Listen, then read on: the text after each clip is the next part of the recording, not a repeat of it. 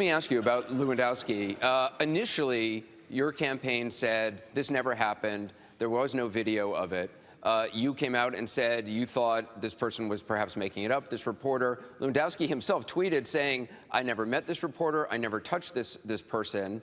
Now the video shows he clearly did touch this person. Well, whether or not you think it was battery or not. Touch. I don't know what touch means. Well, he said, I never touched this person. And then she says, oh, look at my arm. I mean, did he mislead you as well? Not at all. No, not at all. Look, I didn't know we had all these security cameras all over. By the time I found out, I said, wow, this is really wonderful. This exonerates him totally. Now, but if it would have happened, you know, she said she went to the ground or something to the effect that she almost went to the ground. She was in pain. She went to the ground. When she found out that there was a security camera and that they had her on tape, all of a sudden that story changed. No, that's not true. She says her story has remained exactly the same. She was knocked a little bit off. Can I read this to you? Yeah, that she was knocked off balance, but she remained standing. Do you mind if I read you her statement? I mean, give me a break.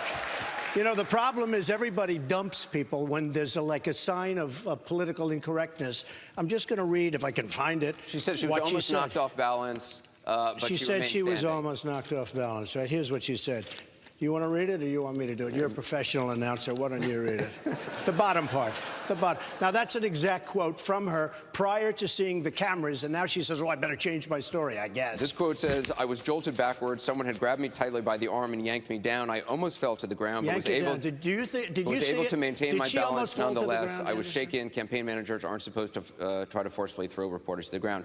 She did not go down the ground. No, let me just, okay, before she knows, folks, look, I'm a loyal person. I'm going to be loyal to the country. I'm going to be loyal to Wisconsin. We have to tell it like it is. It would be so easy for me to terminate this man, ruin his life, ruin his family. He's got 4 beautiful children in New Hampshire, ruin his whole everything, and say you're fired, okay? I fired many people, especially on The Apprentice.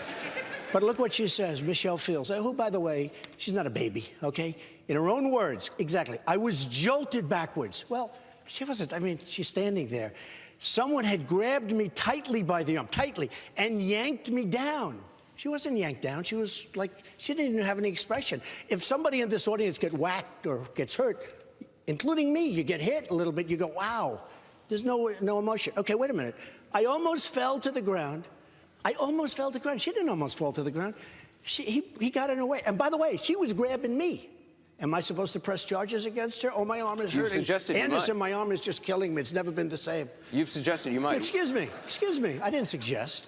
Well, yeah, you did. I tweeted. No, I tweeted. Well, a tweet is a suggestion. Should I press charges? Are you going to? Sure. I don't know. Maybe I should, right?